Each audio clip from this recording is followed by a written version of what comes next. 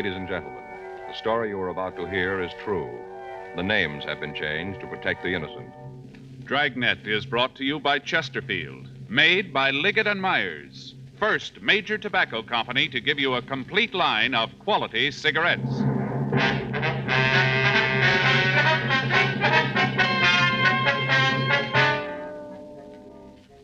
You're a detective sergeant. You're assigned to burglary detail. An organized gang of thieves is working in your city. Their method of operation is clever and fast. There's no lead to their identity. Your job? Stop them. To sell a product, you have to make it good and keep it good.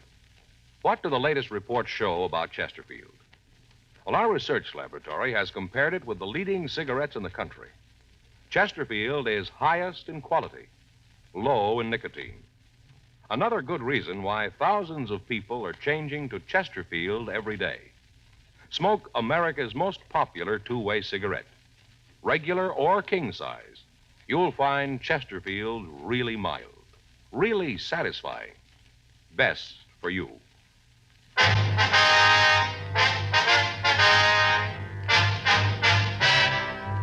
Dragnet, the documented drama of an actual crime. For the next 30 minutes, in cooperation with the Los Angeles Police Department, you will travel step by step on the side of the law through an actual case transcribed from official police files. From beginning to end, from crime to punishment, Dragnet is the story of your police force in action.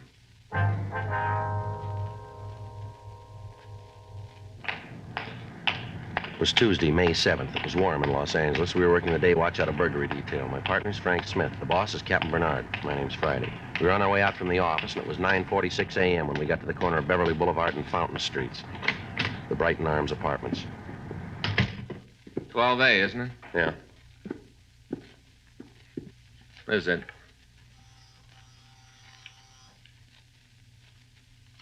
Want to try it again? Yeah. Just a minute. Yeah? Miss Anderson? Yeah, that's right. Police officers. This is my partner, Frank Smith. My name's Friday. Oh, yeah, come on in. Thank you. Thank you very much, ma'am. Sit down, I'll put some coffee on. All right.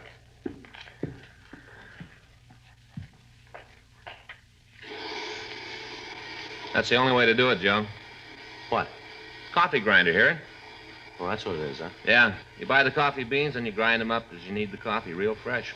I'm going to get Fay one of them. Great gadgets. Yeah, guess so. You never tasted coffee that fresh, Joe. Whole different flavor. Well, if you say so. Yeah. Wait till I get Fay one. You'll be asked over for the first pot of coffee. That's nice. You got a match? Yes, ma'am. Here. It's about the burglary, isn't it? Yes, ma'am. A couple of questions we'd like to ask. Go ahead. We've got the report you gave the officers last night. Now, this list of stolen property, I wonder if you'd look at it and see if it's right. Here you are.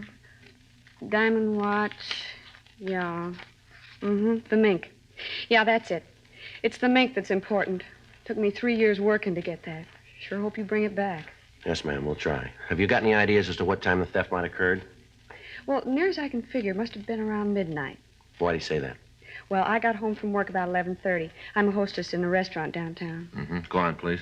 Got home, the coat was still here. I hardly ever come into the house without checking on it. You know, it's the only real thing of value I got. Yes, ma'am. Well, there it was, hanging in the closet. I went out to have a cup of coffee and pick up the papers before I went to bed. Whoever took it must have been waiting outside. He saw me leave and then came in. Why do you say he? Hmm? Well, you said he must have been waiting. Oh, I didn't mean anything special, you know, just a word. I see. Did you see anybody in the vicinity when you left the house?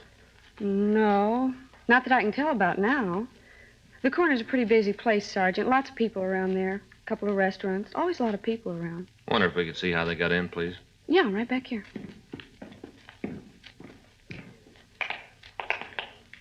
Here, you see, they cut the screen on the porch door and then just reached in and opened it. Top half of the door. You had it like this, did you? Yeah, you see, you just flip these two little things and the glass part of the door comes out.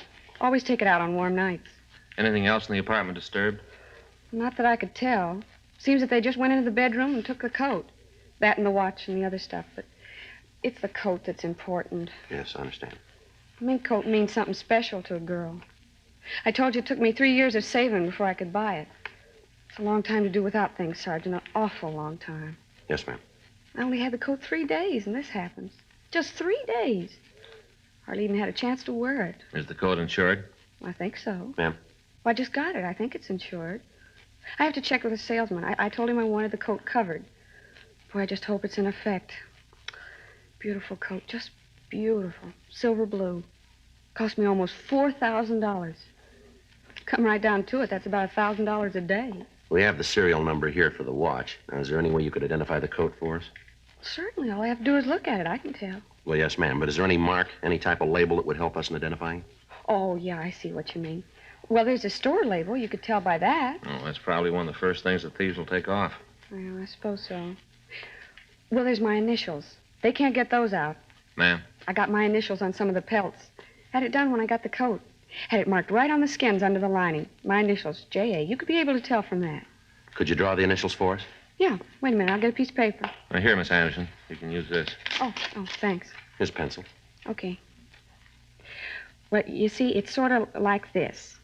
J.A. Like that. Mm-hmm. Would you draw the coat and show us where the initials are? Sure. You see, here's the sleeves.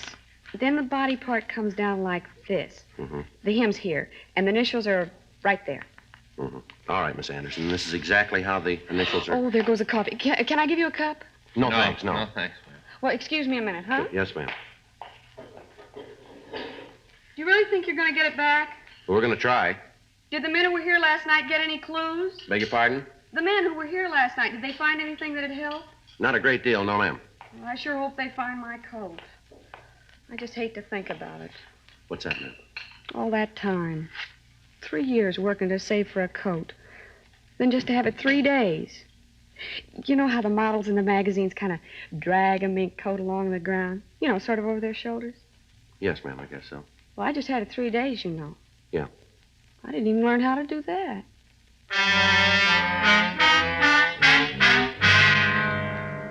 Reports of similar burglaries had been coming into the office for the past 6 weeks. In each one, the method of operation was similar enough to let us know that we were dealing with the same thieves. All of the homes that were prowled were residences. The owners of the houses were always absent. Entrance to the places was made through a rear window. In those cases where the window was open, the screen was cut. Where the window was locked, the pane of glass was broken and the entrance made that way. The classification of goods stolen was also the same in all of the burglaries. Pieces of jewelry, whatever money was found, and fur coats. The only room prowled was the one where the fur coats were kept. None of the valuables in the rest of the house would be touched. Bulletins had been gotten out to all of the pawn shops in the area on the stolen pieces, but there'd been no replies. The MO had been checked by the stats office, and the possibles that they came up with were checked out. We failed to come up with a suspect. The investigation of the crime lab on the scene had produced no tangible evidence. Frank and I had gone over the burglary reports time and time again, trying to find something that would tie the thefts together. None of the victims were acquainted with each other. They all lived in different parts of the city. The coats were bought from different retailers, and yet within a week of the time the coat was purchased, it would be stolen. Friends of the victims were checked. In most instances, we found that they didn't even know the victim had been in possession of the article stolen. On the night of May 6th, another burglary was reported. Among the stolen articles were a mink stole and a full-length natural mink coat. The coat had been purchased only 3 days before the theft. The victim had worn it in public only twice. After going over the physical evidence at the scene and talking with the woman, we were no further than we had been.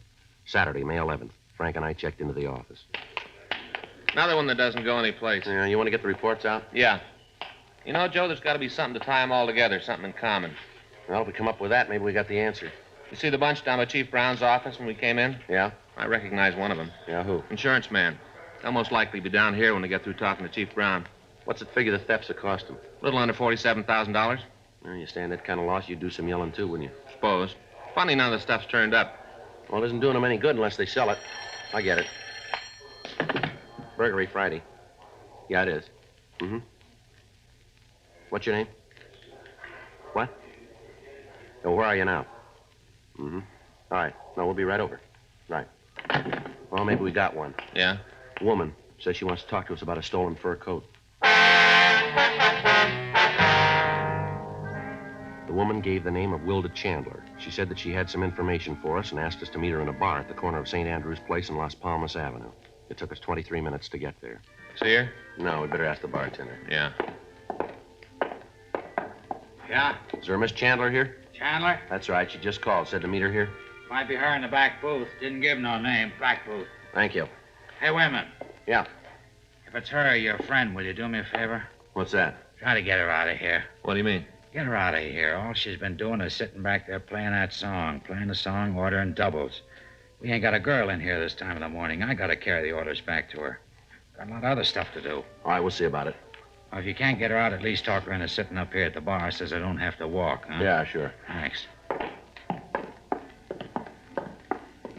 Miss Chandler? Sit right down, boys. Been expecting you. All right. This is my partner, Frank Smith. My name's Friday. You just betcha. Glad to meet both of you. Talked to you on the phone, didn't I? Yes, ma'am. Yeah, I never forget a name. How about a drink for you two boys? No, ma'am. Thank you. You should have a couple. Seems to make everything a lot better. I may have several more. You said something about some information on some stolen fur coats, is that right? Yeah, and I got it. Oh, Max, he's gonna be sorry. Old Max? Hear that on the jukebox? Melancholy mood. Hear it? Yes, ma'am. Our song. Is that right? You just betcha. Old Max, our song. Partner that goes, gone is every joy and inspiration. Tears are all I have to show. No consolation. So old Max left me. Tears in his fur coat. Uh-huh. Who's Max? You fellas sure you don't want a drink? No, ma'am. Oh, Max, just the tears in the coat. See? This is it. What do you think of it? Very pretty. That's a lie. It's a lousy coat, and you know it. You want to tell us about the stolen coats, please? Yeah, I've been working for Max almost 2 months, and I just found out. Guess you think that's pretty dumb, huh? Well, maybe if you'd tell us about it. 2 months. Matter of fact, I just got the message last night, Friday, May 10th. 1:22 a.m., if you want to be exact. That's when I got the message about old Max. Now, look, miss, you called us and said that you had some information on some coats. Now, I wonder if you'd be kind enough to tell us about You it. just betcha. Would you put this in the jukebox for me? Play number B7. Huh? Yes, ma'am. B7, huh? Yeah, melancholy mood. Old Max and my song. You know what? These are no good. A real no good. This Max, has he got something to do with the burglaries? You just betcha. Old slick Max, he's a pistol. Yeah. Say, how about a drink? No, thank you. I didn't mean for you, for me. Suppose you tell us about Max and the furs, would you, please? If that's the way you want it. Max is a thief. Yes, ma'am. Oh, you know him? I don't know. A thief. Worked for him 2 months, even thinking about marrying him. All the time he's a thief. What's Max's last name? Barrett. Well, thanks for playing the song. It's real nice. That's B7. What about this Max? Told me how I was going to wear mink, and this is what I end up with. Now, look, Miss Chandler, if you have some information for us, we want to hear it, but we haven't got time to sit here and keep you company. You think it's all a gag, huh? You just think I'm lonely, so I called you. That's what you think, isn't it? Why don't you tell us? Well, it isn't a gag. I can tell you all about the coats, all about them. Yes, ma'am. That's why we're here. Would you go ahead? Well, I'm a hat check girl in a restaurant out in the country. It's a good racket. Got the job about 3 months ago. Doing real well at it. Then I meet this Max 2 months ago. Old Max walks in. Yes, ma'am. Gives me the big pitch, how he thinks I'm so pretty, all that kind of stuff, you know? Go ahead. Well, he really piles it on. How he's got a big deal cooking, and as soon as it comes through, him and me's going to get married. Tells me that while he's waiting for the deal to gel, he's selling insurance. Old Max selling insurance. Pretty funny, huh? Mm. Well, he tells me that the hardest thing about selling insurance is the contacts. You know, getting to meet the people who need it. Contacts. Yeah. And that's where I come in. You see, old Max, he doesn't sell insurance on people, not like on their lives. He doesn't sell that kind. Mm-hmm. He sells what they call personal property insurance on things like rings and coats, stuff like that. You with me? Yes, ma'am. So far. Go ahead. Well, he tells me that if I'll help him with his contacts, he'll cut me in on his percentage. Says all I have to do is tell him when some woman comes in with a new coat. Her name and address, and he'll go see her and make the sale. It's me simple. All I gotta do is get the names and addresses. Did you do it? Sure. How dumb can you get? I gave him the names and addresses. I knew there was anything wrong. Can you tell us what names you gave him? I got every one of them. Got them at home. You can have them. When'd you find out he wasn't an insurance salesman? Last night, 1:22 a.m. I wasn't feeling so good, so I took off from work. Went by his place. Old Max is just coming in. Got the car parked out by his garage. The backseat is loaded with fur coats, all kind of other stuff. Watches, jewelry. That's when I knew he was a no good. Old Max, a pistol, a real no good. Yes, ma'am. What happened? Well, I asked him about the stuff, where he got it. Yeah? He told me all about it. How he'd been stealing. How all the names I'd been giving him were his sucker list. How as soon as I'd give him the information, he'd lift the stuff. All that time. 2 months, and I figured he was an insurance salesman. You know what he's doing with the coats? What? Well, is he selling them? Sure, he's got a regular order business. You call up and order a blue mink coat. If you want a platinum stole, just call Max. You'll have it. Is he disposing of it here in L.A.? Not old Max. He's too smart for that. Ships the stuff east. Is that right? Didn't I just tell you it was? You just betcha. Max gets an order, and he goes out and he fills it. Then he gets a hold of some young kid and offers him a trip to the east. Maybe Chicago, Detroit, New York. Wherever the delivery's supposed to be made. Gives the kid a plane ticket and sends him on the way. The carrier know what he's doing? Oh, no. Max just gives him the suitcase and tells him where to deliver it. How'd you find out about the operation setup? Old Max, he told me. Said that since I found out, he'd have to cut me in. Give me all the scoop. Barrett ever been arrested? I don't know, maybe. You any close friends in town, do you know? I guess. Never saw none of them myself. You want to show us where he lives? Sure. I want to see him get his. After the way he lied. Ain't nothing too bad for him. Oh, Max, a pistol. He sell all the stolen goods? What do you mean? Well, do you know where the stolen coats are and the rest of the things? Must be in his apartment. Can't think of any other place it'd be. Gotta be there. Do you know if he's there now? He should be. He don't ever get up before noon. Should be there. I just want to see you get him. Lousiest trick in the world, what he did to me. Yeah, what's that? Oh, that time him stealing those coats. Oh, that beautiful mink. Look at this. Yes, ma'am. That's a very pretty coat. I thought so, too. Take a close look. Old Max gave it to me to show he was on the level. Take a good look. Yeah? All that mink, and he gives me rabbit.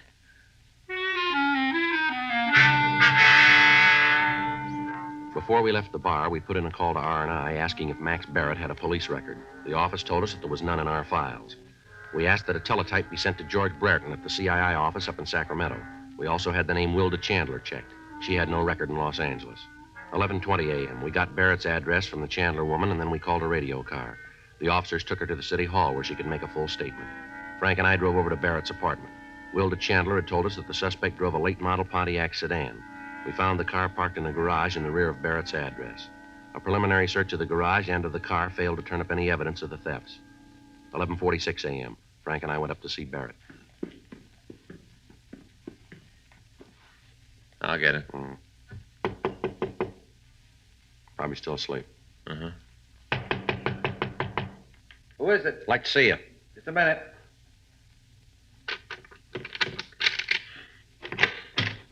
Yeah? You Max Barrett? Yeah, who are you guys? What do you want? Police officers. We'd like to talk to you. Get out. Hold it, mister. All right, now come on your feet, Barrett. What's this all about, anyway? What are you guys doing breaking in here like this? You want to check the closets, Frank? Right. You got no right to come in here and do this. What are you looking for? I got nothing to You hide. didn't act that way when we came in, did you? How'd I know you were real cops? You read all the time in the papers how guys say they're cops and then break in and rob people. That's what I thought you were. Phony cops. We showed you our identification, didn't we? Well, how'd I know it was real? I've never been mixed up with the law before. How'd I know you were really cops? How about it? Place is clean. Sure, it's clean. What'd you expect to All find? right, come on, get dressed. We're taking you downtown. For what? We want to talk to you. Any talking you got to do it here. I'm not going any place with you. You just keep believing that, mister. Now get your clothes on. Come What on. are you arresting me for? Suspicion of burglary. Are you serious? Get dressed.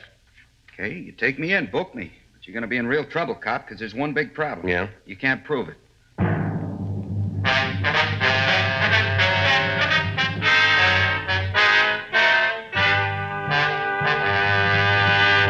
You are listening to Dragnet, the authentic story of your police force in action. There are good reasons why thousands of people are changing to Chesterfield every day. Why Chesterfield is the largest selling two-way cigarette in America. Why Chesterfield is best for me and best for you. People these days want facts. When you want people to use your product, you have to tell them what effect it has on people who do use it regularly. That's why a doctor has examined for almost 2 years a large group of Chesterfield smokers. 45% of them have, on the average, been smoking Chesterfields for well over 10 years. What is the effect on these people from smoking Chesterfield? No adverse effects to the nose, throat, and sinuses, says the doctor. Consider Chesterfield's record with these smokers, with millions of other smokers throughout America. Another good reason for you to change to Chesterfield. Regular or king size, Chesterfield is best for me, best for you.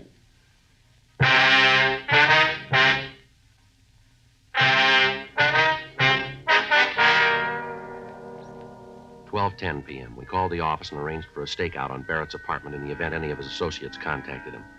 We asked his landlady about his friends. She told us that as far as she knew, the suspect was an insurance salesman.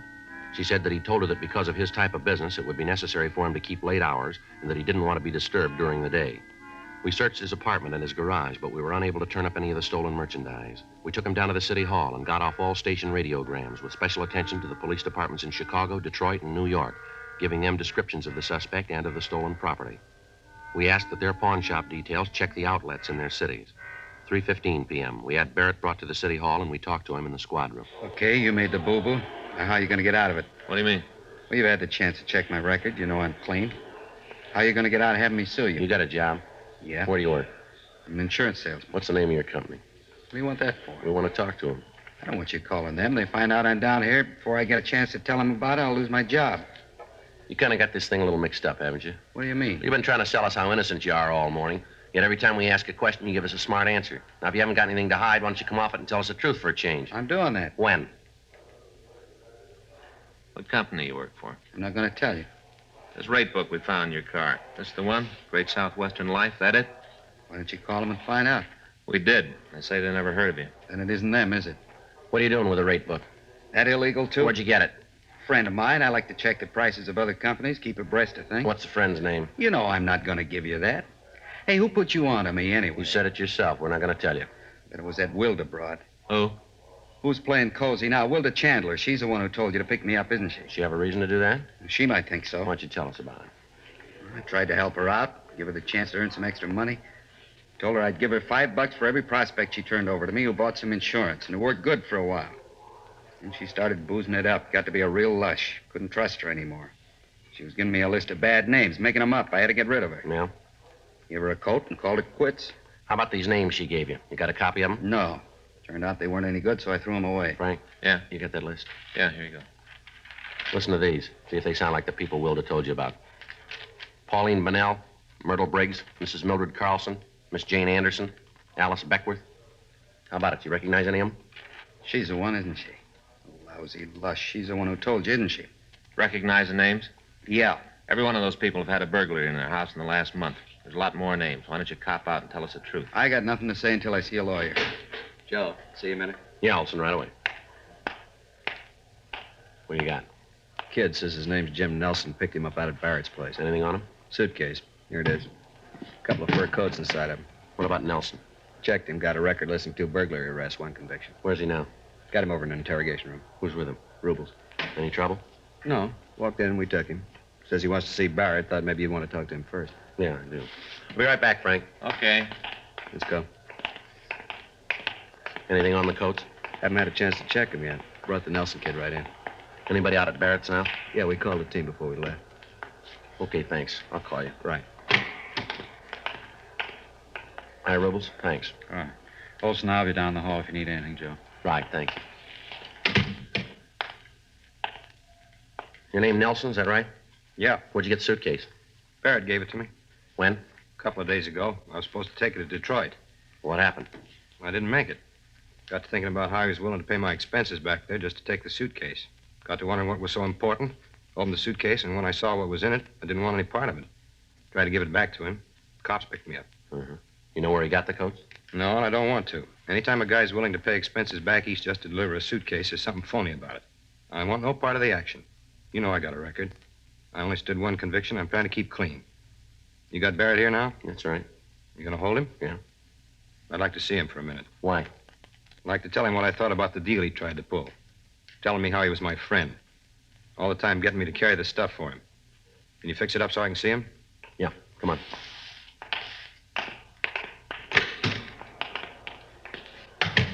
You gonna be able to nail him? We will now. Imagine a guy would pull a stunt like that on his friends. A guy'd do that, do about anything. Yeah. You willing to testify about how Barrett gave you the suitcase? I sure am. I want to see him nailed good. Barrett? Yeah? Turn around here. A friend of yours wants to see you. What are you doing here? Thought I'd be in Detroit by now, didn't you, Max? Just keep your mouth shut. They got nothing on us. Watch him while I get the suitcase, Frank. Yeah.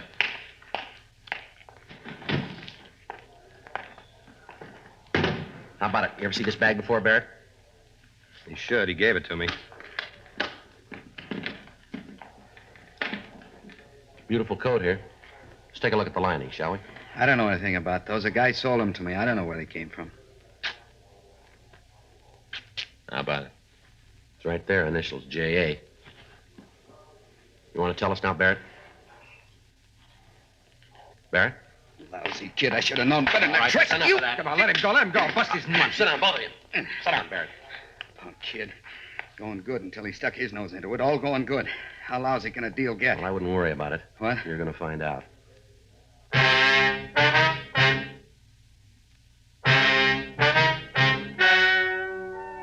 The story you have just heard is true. The names were changed to protect the innocent. On September 18th, trial was held in Department 97, Superior Court of the State of California, in and for the County of Los Angeles. In a moment, the results of that trial. Now, here is our star, Jack Webb. Thank you, George Fenneman. Friends, going into the new year, there are a couple of things that we sincerely hope you'll do. One, continue to listen to Dragnet. We're going to do our best to make it the kind of a program that you want. And two, if you're not already smoking Chesterfields, try them. And of course, all of us on Dragnet wish you a happy and prosperous new year.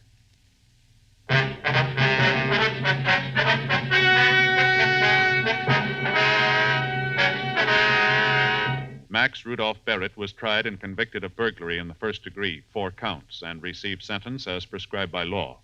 Burglary in the first degree is punishable by imprisonment in the state penitentiary for a period of not less than 5 years. His associates in the burglary ring were tried and convicted of receiving stolen property, which is punishable by imprisonment in the state penitentiary for a period of not more than 10 years. Because of the cooperation she gave authorities in apprehending the suspects, Wilda Noreen Chandler was released from custody. Ladies and gentlemen, if you enjoyed the Dragnet Christmas story, it's available in RCA Victor record albums.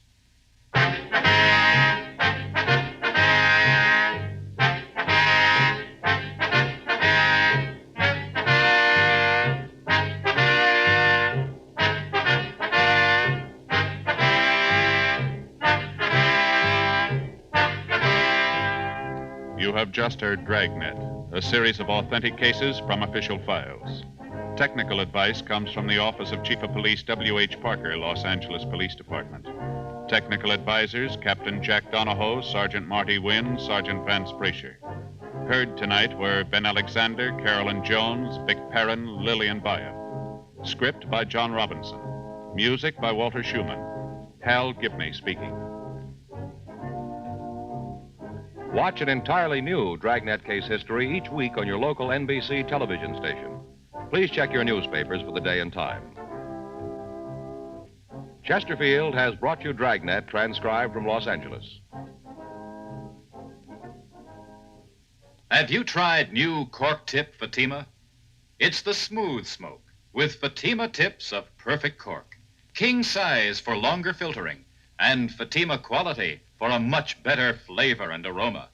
Remember, Fatima with tips of perfect cork is made and guaranteed by the makers of Chesterfield, Liggett & Myers Tobacco Company.